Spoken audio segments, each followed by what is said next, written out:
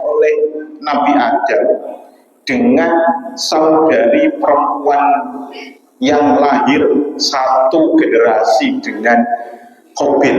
Jadi Qabil itu Pak punya saudara kembar perempuan. Lalu Nabi Adam punya adik lagi namanya Habil, lahir kembar perempuan juga sama Nabi Adam. Akhirnya diselang-seling, yang saudari kembarnya Qabil dapat Habil, saudari kembarnya Habil dapat Qabil. Tapi sayangnya saudari perempuannya Habil itu enggak cantik, saudari perempuannya Qabil cantik. Datanglah setan, dah bunuh saja saudaramu. Bener Pak, kepalanya ditimpuk mati. Fitnah pertama kali terjadi karena faktor perempuan. Perempuan yang nggak salah Pak, tapi laki-laki yang termakan emosi, laki-laki yang termakan syahwat. Mohon maaf, jangan salahkan perempuannya. Perempuannya nggak salah apa-apa ini. Maka seperti mungkin ada cerita seperti Nabi Adam itu dikeluarkan oleh Allah Subhanahu wa Ta'ala gara-gara ibu Hawa. Itu juga cerita yang kurang terlalu benar adanya, jemaah sekalian. Sebenarnya ibu Hawa itu tidak pernah sekalipun ingin mengajak Nabi Adam untuk makan buah huldi. Buah huldi itu hanya sebatas apel Pak. Tapi oleh Allah bilang kepada Adam dan juga Hawa, jangan makan apel ini. Kata setan, kata iblis berkata, apel ini namanya apel keabadian. Keabadian dalam bahasa Arab itu namanya al-khuldu, keabadian. Kemudian setan atau iblis berkali-kali merayu ibu Hawa. Itu buah adalah buah keabadian. Kalau kau makan itu sama Adam, itu artinya kau akan abadi sama Adam di surga. Berkali-kali pula ibu Hawa berkata, Allah melarangku, aku tak mau makan itu. Jadi jangan sampai bapak-bapak sekalian beranggapan, oh ibu Hawa itu lemah imannya, gampang digoda sama setan. Perempuan itu gampang digoda sama setan. Salah Pak. Justru ibu Hawa ini sangat kuat menahan godaan setan. Jemaah sekalian, ibu Hawa ini sangat kuat menahan godaan setan. Sampai akhirnya ibu Hawa ditipu oleh iblis Pak. Jadi iblis berkata demikian, wahai Hawa, demi Allah, sumpahnya pakai nama Allah Pak. Wallahi, aku bersumpah bahwa Allah menyuruhku berkata kepadamu agar engkau makan buah huldi. Nah, pikirannya ibu Hawa simple. Aku yakin iblis walaupun ia adalah seorang iblis, tapi aku tetap punya pikiran bahwa tidak ada satupun makhluk di alam semesta ini yang berani berbohong memakai nama Allah. Ibu Hawa percaya. Kenapa? Karena iblis bawa nama Allah. Ya sudah iblis, karena kau bawa nama Allah, aku percaya. Akhirnya ibu Hawa makan buah huldi. Setelah makan buah huldi, langit langsung gelap, langit surga langsung gelap. Seluruh pakaian, kemudian emas dan juga mahkota yang ada di kepala ibu Hawa dan Nabi Adam rontok semua.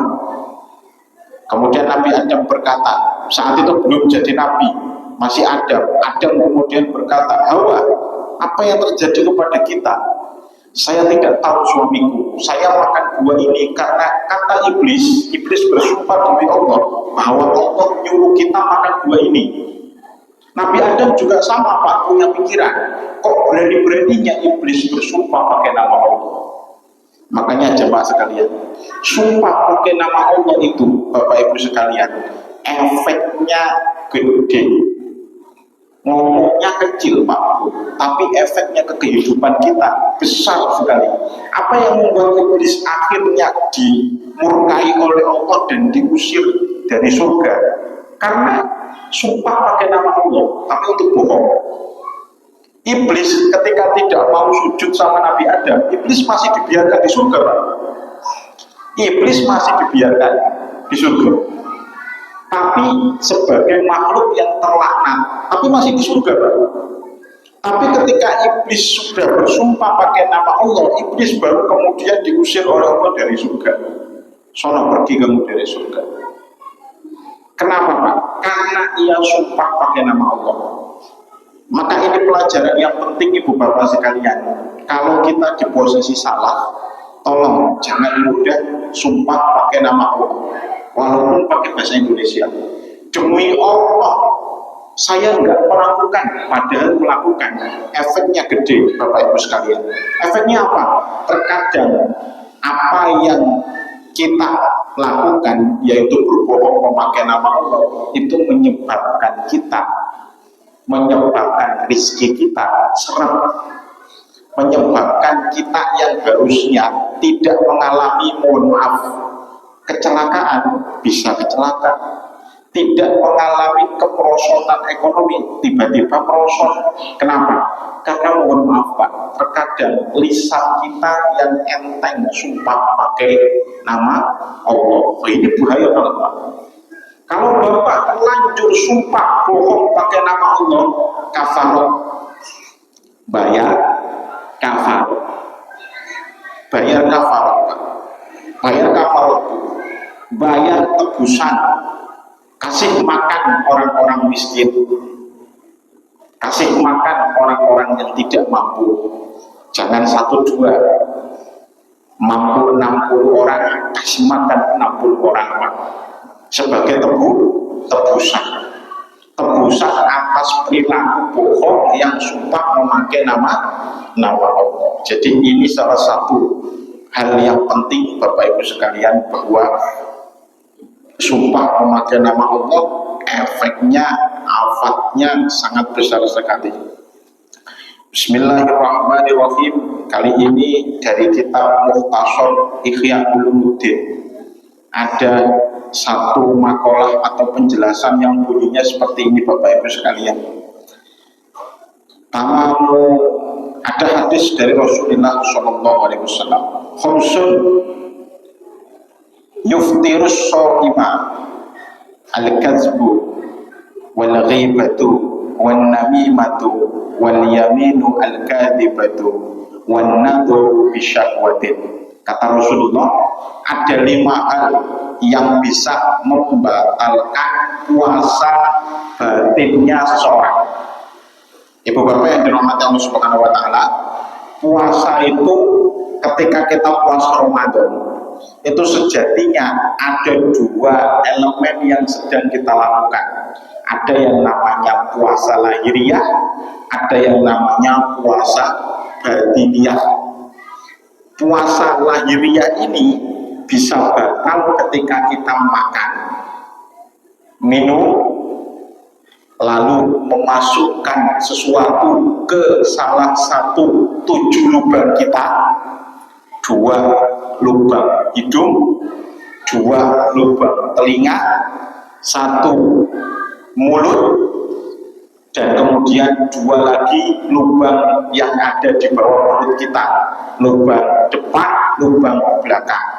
Kalau kita memasukkan satu perkara ke 7 lubang kita, ke salah satu 7 lubang kita, maka puasa kita batal. Puasa apa yang batal Pak? Puasa lahir, puasa batin, batal semua. Maka dari itu Bapak Ibu sekalian, ketika puasa, kalau pakai insto, karena ini bukan lubang yang 7, maka hukum puasa pakai obat mata apa Pak? Tidak batal. Kenapa? Karena masuknya dari lubang yang ada di mata. Kalau misalkan Bapak mau praktek masukin nasi padang di mata, kalau bisa nggak batal Pak? Kalau bisa. Kalau nggak bisa, ya nggak bisa Pak. Bisanya cuma dari mulut. Kalau mulut Pak, Ibu sekalian, Bapak Ibu sekalian, ada batasnya. Ketika sudah melewati mahrojnya hak. Ini kita bahas fikihnya dulu Pak ya. Hak, kalau kita baca hak itu di mana? Di sini. Hak. Tenggorokan yang bagian sini atas. Hak. Ini kalau kita makan sesuatu kok sudah melewati makhrajnya hak, fix. Puasa kita batal. Puasa apa yang batal? Lahir batin. Maka dari itu ulama fikih menyatakan kalau ibu-ibu puasa Ramadan masak lalu mencicipi makanannya kemudian ditelan batal. Ya, mau ditelan kok ya batal. Ya. Tapi kalau mencicipi makanan sedikit setelah itu kemudian dicampur dengan ludah lalu kemudian diludahkan nggak batal. Tapi makruh. Wah, ibu-ibu langsung bisa praktek nanti bulan Ramadan. Tapi tetap harus hati-hati Bu. Resikonya kalaupun misalkan kita nanti sudah nyicipin makanan dikit, mau ngeluarin malah masuk, resiko batal. Ustaz, saya sebenarnya mau ngeluarin makanan itu tadi ya, nyicipin dikit mau saya keluarin. Lah kok masuk ini malah ini bagaimana? Katanya batal ataupun sah? Batal Bu. Ntar kalau saya bilang enggak batal malah dipraktekin lagi ya. Waktu makanannya